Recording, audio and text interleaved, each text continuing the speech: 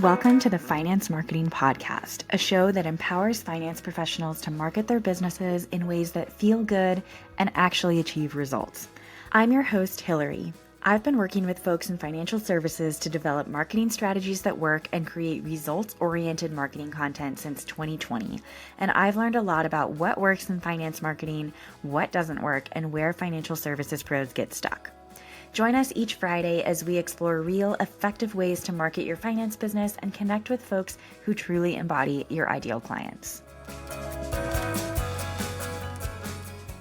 Hey listeners, Hillary here today, and today I am kicking off a special two-part series on one of the most powerful yet underutilized tools in financial marketing, which is your email list. Now, I originally thought this would just be one episode, but I have so much to say on this topic that I actually ended up breaking it into two separate episodes. So in part one, we will focus on building your list from the ground up and strategies to build that list intentionally. And next week in part two, we'll dive into strategies for turning your subscribers into clients. So first, I want you to take a second and think about your own email inbox, whether it's your personal inbox or your business inbox, doesn't matter, but think about your own email inbox as a consumer yourself. In the morning, we wake up, we open up our email inbox, some of us probably earlier than we really should, and immediately start deleting 99% of the promotional emails without even reading the subject lines. For me, this is pretty much a morning ritual, and it's this ritual that makes many business owners so hesitant to start an email list or to email a list that they already have. But for me, every so often, usually once or twice a day, there's one email that grabs my attention. There's one promotional email, or maybe two or three in a day, that I actually click on and that I actually read because it's about something that I'm particularly interested in hearing about at the moment. And I love these emails. I appreciate these emails. And oftentimes I'm looking forward to emails from certain senders who I've become familiar with. Sometimes I will even become a client or a customer of someone whose emails I've been opening. So now I want you to imagine being on the other side. Now you're the email sender. You're sending emails to a list of people you either know if they're already clients, or to a list of people that you hardly know, but who have raised their hands and said, yes, I am willing to give you a chance at being one of the senders that I open emails from and look forward to. And your carefully crafted messages, because I know you care about sending valuable emails, are actually getting opened and read and responded to. And so I want you to know that this isn't just a hypothetical scenario, and it isn't just wishful thinking. Last year on the podcast, I interviewed several professionals, both advisors and coaches, who say that their email list is one of the most important parts of their marketing ecosystem, including people like Taylor Schulte, Larry Sprung, Dave Armstrong, and Sonia Eklund. Sonia in particular was willing to get in the weeds with me about her metrics. And she shared how her highly engaged email list of 180 subscribers consistently had open rates between 85 to 90%, which is pretty unheard of, to be honest. And her secret was nothing more than authentic storytelling that resonated with her audience. She put a lot of love and care into the emails that she was sending, and her audience appreciated that. So every email that she sent, it was not just a constant sales pitch. It wasn't just a constant solicitation to work with her. She focused on developing relationships or adding value in her emails first. And then people on her list would naturally engage and reach out to her when they were ready. So in today's part one episode, I'm going to walk you through why email marketing is even more critical than having a social media presence, how to build your list with the kind of clients that you want to work with, how to create and promote a lead magnet for your list to build it that actually gets downloaded. And then in part two, next week, we'll tackle the actual email side of email marketing so that you're one of the people that your subscribers look forward to getting emails from and don't just automatically delete when they hit the inbox. So we'll talk about things like what emails to send to brand new subscribers, what kind of content actually gets opened and read, how to segment your list for maximum engagement, We'll talk about nurture strategies that build relationships and even how to measure the ROI of your email marketing efforts. And by the end of this two-part series, you'll have a complete blueprint for both building and monetizing your email list in a way that feels authentic and really effective. So, whether you're starting from 0 subscribers or looking to breathe life into a dormant email list, these 2 episodes will give you actionable strategies to make email marketing work for you. So I'm so excited to talk about this, and let's dive in. So let me start by addressing something I hear from advisors and coaches all the time. They're wondering, do I really need an email list? Isn't being on social media good enough? And the reality is that while platforms like LinkedIn and Twitter can be fantastic for visibility, they're just not built for relationship building in the way that email is. And here is why. Number one, you don't own your social media audience. LinkedIn, Instagram, whatever platform you're on, they could change their algorithm tomorrow, and suddenly your carefully cultivated audience may never see your posts again. Or, and I know this isn't as relevant to advisors and coaches, something could happen to a platform like TikTok and it could suddenly be shut down. And if you have an audience there, your audience is completely gone and you have no control over that. So it's good to be diversified in your marketing platforms, much like it's good to be diversified in the markets. So when you build an email list, that is your email list, that is your audience. No one can take that away from you. Now, second, email marketing is simply just a more intimate marketing platform. When somebody lets you into their inbox, they're inviting you into a more personal space. They're not just seeing you out in the wild, they've actually invited you into their little digital living room. So it's a way to really drill down who in your audience is just a follower or a casual connection, and who in your audience is more serious about getting to know you and hear from you more often and potentially work with you. So, in essence, having an email list is a way to start qualifying prospects and turning them into leads. And I really like to think of it as the digital version of the difference between meeting somebody at a networking event versus sitting down for coffee one-on-one. You could meet tons of people at a conference or at a networking event, but who from that event is going to be interested in meeting you for coffee and talking on a more one-on-one basis? Probably not all of them, not everyone at the event, but a few absolutely. And so email is your way to find out who those few are in a digital environment. And then third, and I'm sure you've heard this before, email is still the channel with the highest ROI of any digital marketing medium. So even though from our, single person perspectives that email marketing is competitive and it's saturated and all of those things, it's still very, very effective at generating sales. According to marketing industry data, the average return is between $36 to $42 for every $1 spent on email marketing, and sometimes up to $45 for certain industries. And yes, I know this number is touted often by marketers ad nauseum. And I will be honest, I do have a lot of questions about how the researchers arrived at these numbers and what goes into these numbers and things like that. But when you start doing email marketing yourself, it's actually easier than you might think to track the ROI of your own email marketing efforts. And so I will get into this more later in part 2. Now, despite all of these strengths about email marketing, when it comes down to it, I understand why people, especially financial advisors and coaches, have hesitations about email marketing. Building an email list can feel like a really slow process, especially when you're busy serving clients, you're running your business, and of course, you might be thinking, I don't have time for another marketing initiative that isn't going to pay off for months and months and months. And you're right. Emailing is a long game strategy, but that is exactly why you should start now rather than 6 months or a year from now.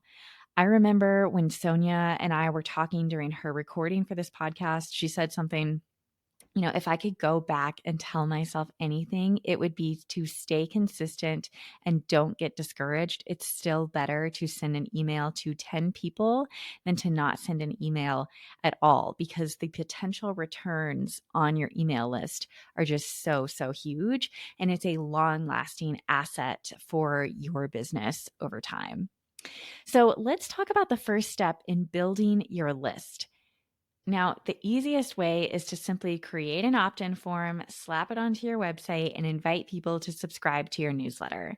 And honestly, this is where most people start, and it is better than nothing. But I will tell you something, people aren't always excited to simply sign up for another newsletter. They often need something else to encourage them to hand over their email address. So when you're getting more serious about building your email list, the best strategy is to create what we call a lead magnet that actually gets downloads. So if you're not familiar with the term, a lead magnet is simply something valuable that you offer to your audience for free in exchange for their email address. But not all lead magnets are created equal. And if you're serious about building your list, you want to create a lead magnet that is irresistible to your audience. So the best lead magnets in financial services have three key characteristics. First, they solve a very specific problem for a very specific audience. That's what helps them to stand out. Generic financial guides rarely perform well. So, for example, I recently created a lead magnet for an advisor who was getting a lot of website traffic from his Google ads. Now, part of his strategy was to create a retargeting campaign for website visitors who didn't end up booking any discovery call. So we created for him a financial advisor interview guide designed specifically for people who were actively comparing advisors but weren't sure how to evaluate them. So we already knew that these people had seen a Google ad. They were looking for an advisor. They had clicked over to their website, but then they hadn't done anything further. So we met a need that we knew they were having. They were looking for advisors. They weren't sure they were ready. We gave them something to help them feel more ready. And then once they downloaded that interview guide, they got funneled into this advisor's email strategy. And I will share more about what that email strategy looks like in part two. Now, the second key characteristic that great lead magnets have is that they offer an immediate win. Your potential subscriber should be able to implement something right away and get a quick result. This builds trust and positions you as somebody who delivers value to them. So, another lead magnet that I developed for an advisor who specializes in working with single income families demonstrates this perfectly. This lead magnet was titled, "What the Hack Are You Thinking? 5 Steps Single Income Families Need to Establish a Stable Financial Foundation." So, the audience here is crystal clear, single income families. The win is obvious, a stable financial foundation.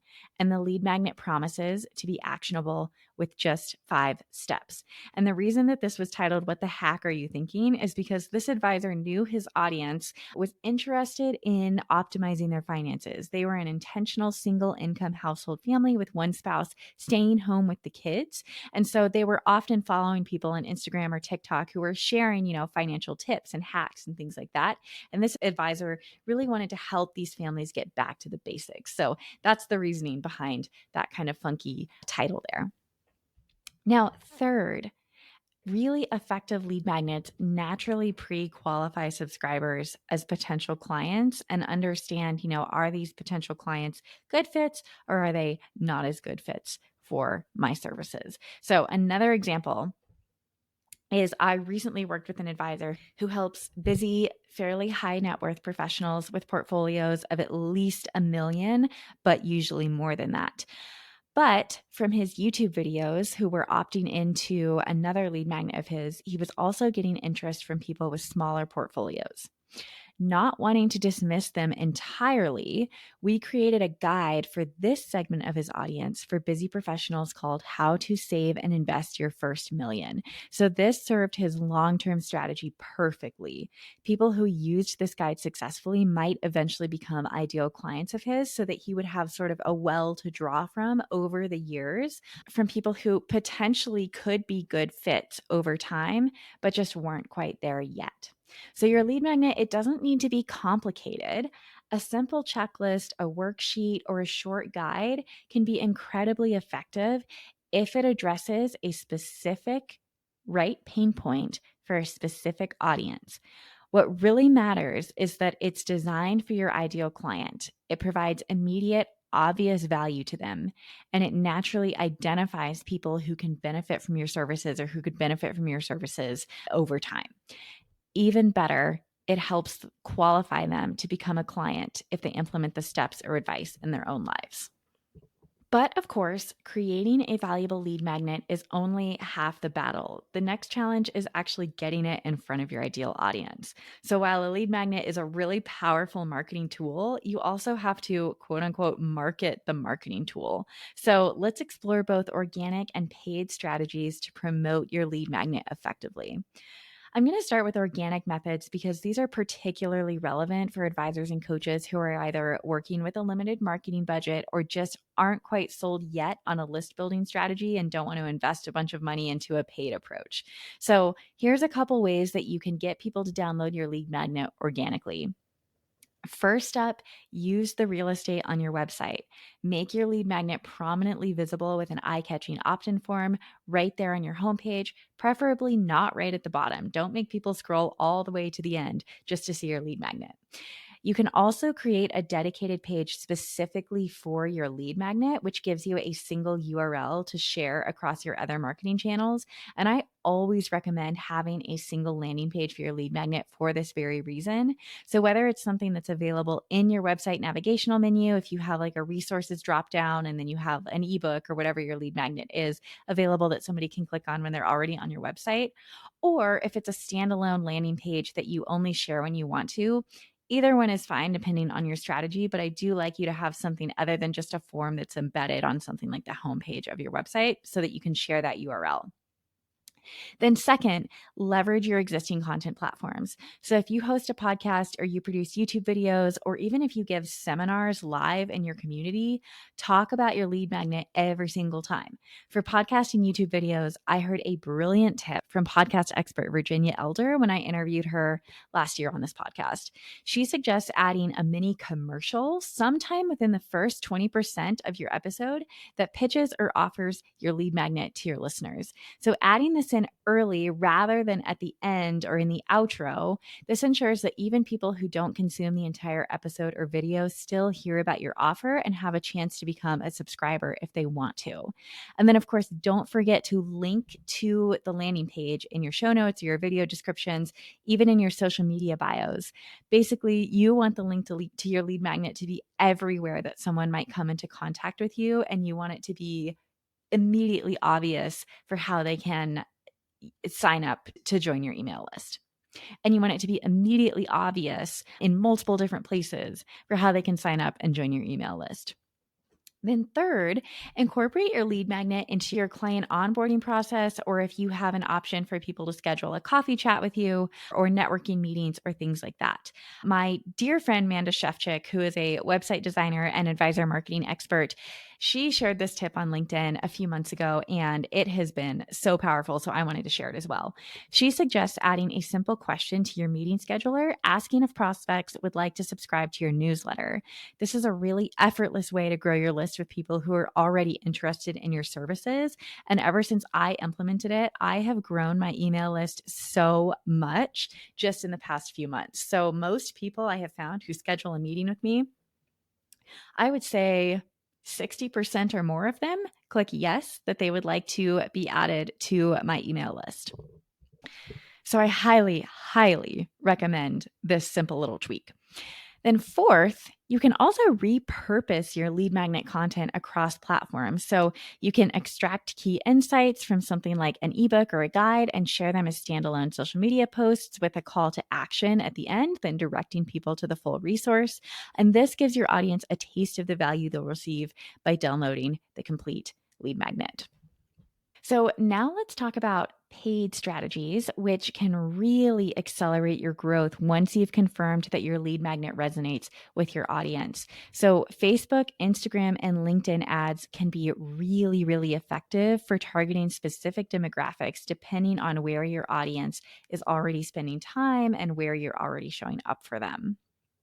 I personally have had great success with this strategy in another business of mine. Running Facebook and Instagram ads to a lead magnet was a really fast way to build subscribers, qualified subscribers, on an email list. Every time we ran a campaign that lasted 10 to 14 days, we would build our email list by anywhere from 300 to 700 new subscribers. And so, paid advertising is simply a way to accelerate the reach that you have by just promoting your lead magnet for free organically. And I would say you can get pretty good results by putting just $10 to $30 a day into a paid ad strategy, depending on the platform that you're advertising on. And if you think about putting just $10 to $30 a day over 14 to 21 days or so, that's going to give you a lot of data about whether this strategy works and if you can improve things and if you want to put more into it without spending thousands and thousands of dollars just to see what happens. So, when you do decide to run social media ads, create a focused campaign around your lead magnet with clear targeting parameters. So, for example, if your lead magnet is for tax saving strategies for physicians in private practice, it's pretty easy to target doctors, maybe even within your geographic area, who match specific age and income criteria on sites like LinkedIn. You can also consider running retargeting ads to people who have visited your website but haven't yet downloaded your lead magnet or book a discovery call with you. I have a client who's employing this exact strategy right now, and it's working well for him because these warm prospects typically convert at a higher rate than cold traffic. LinkedIn ads can also be particularly effective for B2B financial services or advisors targeting specific professionals who show up on LinkedIn. And although LinkedIn is more expensive typically than Facebook and Instagram, the targeting capabilities for reaching specific job titles and companies and industries can make it really worthwhile for the right audience. And then finally, don't overlook partnerships as a semi paid strategy. So if you have a network of COIs, you can offer to pay a nominal fee to be featured in their newsletters or other marketing platforms. So, people like estate attorneys or CPAs who also serve your ideal clients but don't compete directly with you, offering them a small fee to promote your lead magnet to their audience can be really effective. Even better, you can offer to do a promo swap where you will also share their lead magnet with your audience in exchange for them sharing yours. So this puts your lead magnet and potentially theirs in front of a pre-qualified audience that's already engaged with financial matters. I myself have done this with adjacent marketers in the financial services industry. And it's a really, really good way to offer other audiences things, that you don't offer and provide value to them in that way. Overall, remember that whichever promotion methods you choose, tracking is essential, especially when it comes to these paid strategies. So, when you invest in paid ads, there is a ton that you can track there so that you can improve what you're doing over time to make it more effective and ultimately drive down your costs.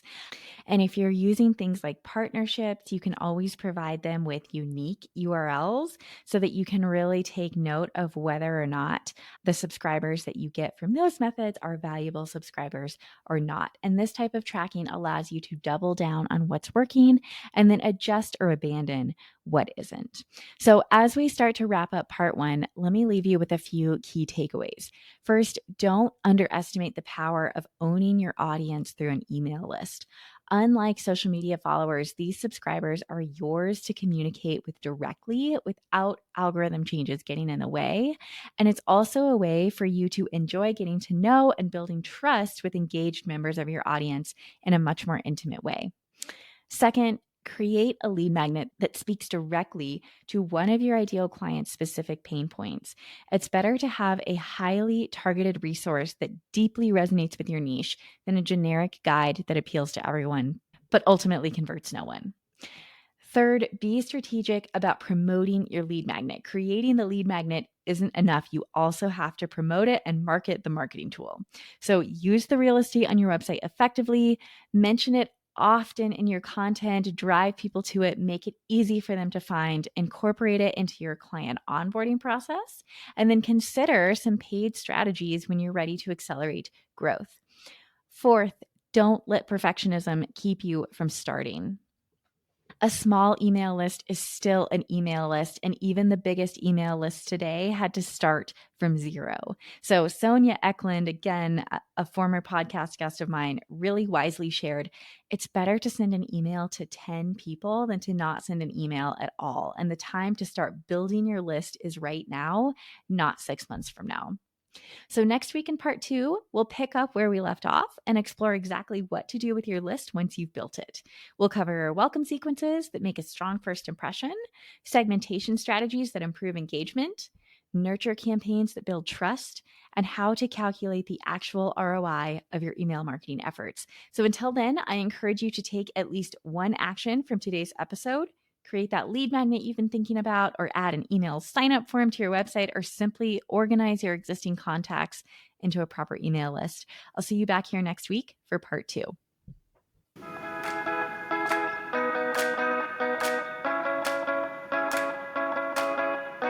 Thank you so much for joining us on this episode of the Finance Marketing Podcast. If you're eager to market your business in a way that feels good and actually gets results, sign up for the Finance Marketing Podcast newsletter in the show notes so you never miss another episode. If you liked what you heard today, please be sure to subscribe to the show on your favorite listening app and leave a review on Apple Podcasts. We'll see you back here next Friday.